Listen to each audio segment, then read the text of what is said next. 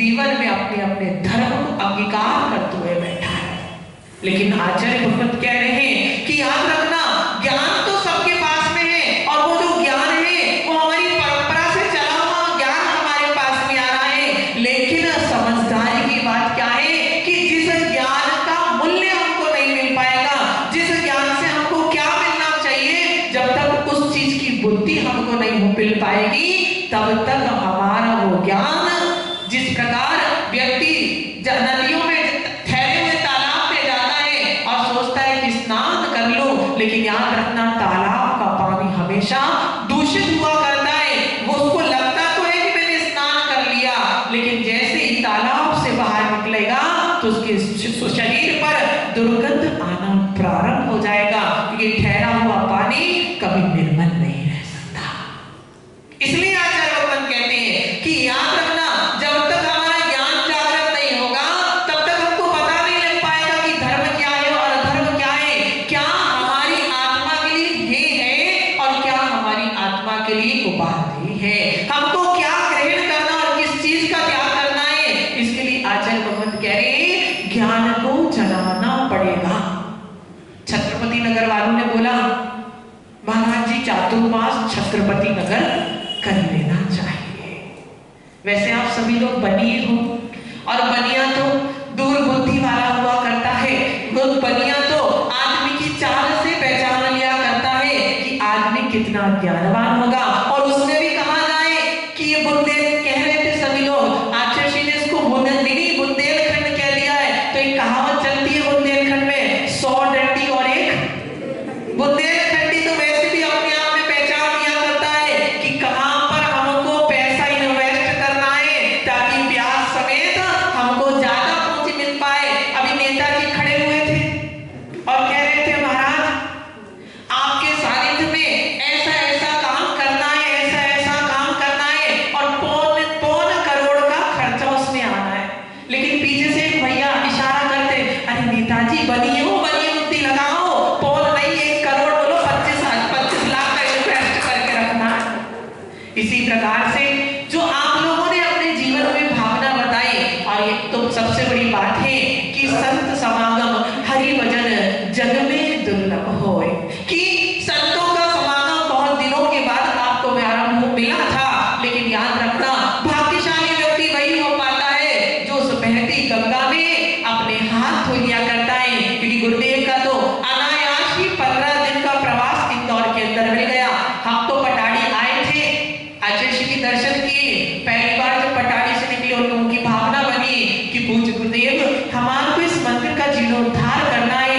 तो जैसे ही बोला तो गुरुदेव बोले, करिए देखिए, सोचते हैं क्या होगा। लेकिन वहां से लौटे तो उन लोगों की पूरी भूमिका बनी और उन्होंने हाथ भी भैया आकर के गुरुदेव को श्रीफल चढ़ाया कि अब उनको मंदिर का उत्थापन करना है। गुरुदेव के सत्संग सानिध्य में उसका उत्थापन हुआ, और उसी दिन ऐसा प्लान बन गया कि अब आप राजस्थान चले जाओगे, दूर चले जाओगे, इसलिए जैसे तैसे भी हो इस मंदिर का शिलान्यास करके चले जाओ। तो गुरुदेव ने ऐसी भावना बनाई और पटाड़ी बैठे थे।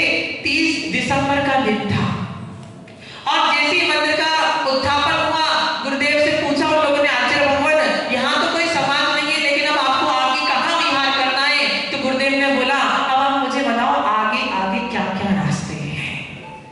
तो उन्होंने जैसे ही बोला, गुरुदेव यहाँ से यदि इंदौर जाना हो तो 35 किलोमीटर है। तो गुरुदेव बोलते, बेटा इंदौर जाना हो और 35 किलोमीटर हो, ऐसा तो कभी संभव नहीं है। क्योंकि याद रखना, ये जो दिगंबर संत हुआ करते हैं ये हमेशा इंडोर में रहा करते हैं, और जो इंदौर प्रवासी हुआ करते हैं वो हमेशा आउटडोर में रहा करते हैं। आप हमारे कहने का तात्पर्य समझे या ना समझे, लेकिन हम आपको समझा ही देते हैं कि जो भेद विज्ञानी हुआ करता है वो हमेशा अपनी आत्मा में रहा करता है, और जो अपनी आत्मा में रहा करता है यानी इंडोर के अंदर रहा करता है, और जो भेद विज्ञानी नहीं हुआ करता, संसार दृष्टि को रखा करता है, वो व्यक्ति आउटडोर में रहा करता है। और जो व्यक्ति आउटडोर में रह सकता है उसको भी जीवन में यदि इंडोर में आना है तो इन दिगंबर संतों का आश्रय लेना पड़ेगा। और जैसे ही उन भैया ने बोला इंदौर 35 किलोमीटर है, और हमको इंदौर तो पहले से ही आना था, लेकिन जो एमएलजे फार्म हाउस था वहां पर आकर विश्राम करना था, क्योंकि बहुत लंबा विहार, लगभग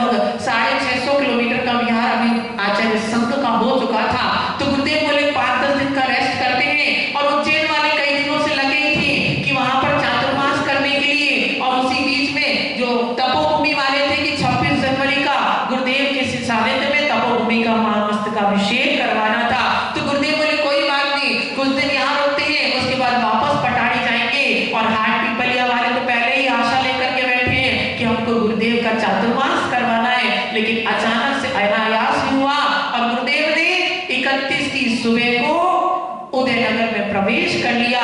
लेकिन पहले दिन जब हम प्रवेश कर रहे थे तो गुरुदेव ने हम लोग सभी लोग एक बात कर रहे थे, महाराज हम सबको इंदौर में प्रथम बार जा रहे हैं, इंदौर में हमको तो कोई जानता नहीं है। लेकिन गुरुदेव ने सबसे बड़ी बात कही कि बेटा याद रखना, इंदौर में कोई हमको जाने या ना जाने, लेकिन भगवान महावीर की मुद्रा को धारण करने वाले प्राणियों को तो इंदौर वाले अवश्य जानते होंगे, जहाँ पर बड़े बड़े आचार्य संघों के चातुर्मास हुए, चाहे वो विमल सागर जी हो, चाहे वो आचार्य विद्यासागर जी हो, चाहे वो आचार्य विराट सागर जी हो, बड़े बड़े संघों आचार्य भगवंतों की सन्निधि से जिस इंदौर की भूमि तृप्ति को प्राप्त हुई है, ऐसी इंदौर की भूमि साधु संतों को और आचार्य भगवंतों को तो अवश्य जानेगी।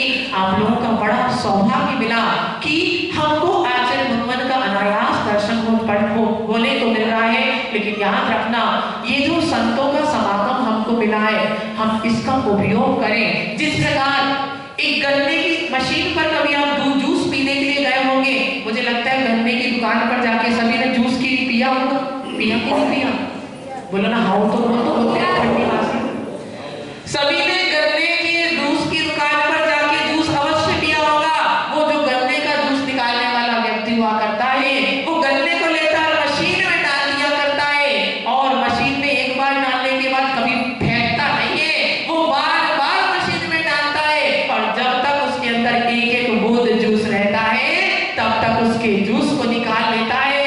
उसी प्रकार बंधु याद रखना, वो गन्ने के जूस वाला बनिया नहीं था, लेकिन आप सभी लोग बनिया क्या करता है, एक बार संत को भोजन देता है, एक बार शुद्ध आहार कराता है, लेकिन उस शुद्ध आहार के बदले में वो साधु के अंदर कितना ज्ञान है, साधु के अंदर कितना चारित्र है, साधु के अंदर कितनी दिगंबर के प्रति श्रद्धा है, और कितना मोक्ष मार्ग है, ये मार्ग के माध्यम से निचोड़ लिया करता है। ये याद रखना, छत्रपति नगर वाले कहते हैं बड़ा सानिध्य हमको देना। याद रखना, समझदार व्यक्ति तो कहता है कि गुरुदेव एक दिन के लिए आए हैं, लेकिन एक दिन में भी 3 दिन का आनंद लिया जा सकता है। पूछो कैसे महाराज? बोलो ना, कैसे महाराज? अरे अच्छे से बोलो।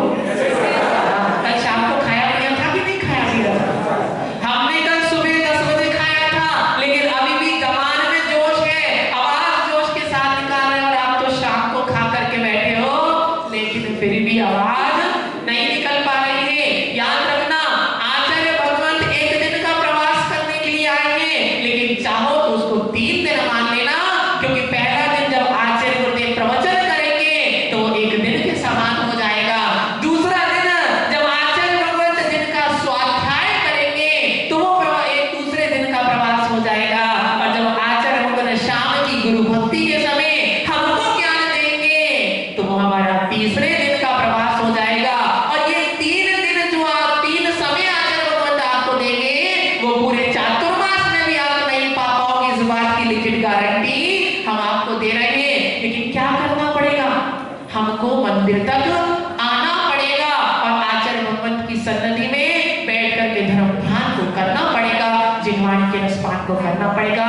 बड़ा परम सौभाग्य मिला कि जिस स्थान पर हमने पूर्व में चातुर्मास किया है, छत्रपति नगर वासी हम यहाँ पर पूर्व में चातुर्मास करके जा चुके हैं। जब आचार्य श्री विराट सागर जी महाराज के समय में हम एलक अवस्था में थे, और उस समय पूज्य आचार्य महाराज के सन्निधि में यहाँ छत्रपति नगर में बैठ करके चातुर्मास किया था, और उसी नगर पर वो हमारा प्रथम चातुर्मास था। उस समय हमारी दीक्षा आश्रम के अंदर हुई थी, और उसके बाद में हमने यहाँ पर चातुर्मास किया, और उस चातुर्मास के बाद आज पुनः उस समय आए थे तो श्रावक के व्रतों को अंगीकार करके आए थे, और इस समय आए थे तो भगवान महावीर की पूर्ण मुद्रा को धारण करके आए थे। आज बड़ा उत्साह और आनंद लगा कि उसी नगर में आए हैं जहाँ पर प्रथम चातुर्मास किया था, और पूज्य गुरुदेव के सत्संग सानिध्य में आने का सौभाग्य मिला। पूज्य गुरुदेव के माध्यम से हमें जैनेश्वरी दीक्षा प्राप्त हुई, ये अनन्य हमारा सौभाग्य रहा। अब बस यही कहना चाहूंगा कि गुरुदेव के ज्ञान को निचोड़ लेना, जिस प्रकार वो दुकानदार गन्ने में से रस को निचोड़ता है, उसी प्रकार संतों के आचरण से संतों के ज्ञान को निचोड़ लोगे तो याद रखना, कहने के नहीं साक्षात बनने बन जाओगे। इसी इसी मंगल पूरी भावना के साथ जीवनी परम पूज्य आचार्य भगवान श्री अनुभव सागर जी महाराज की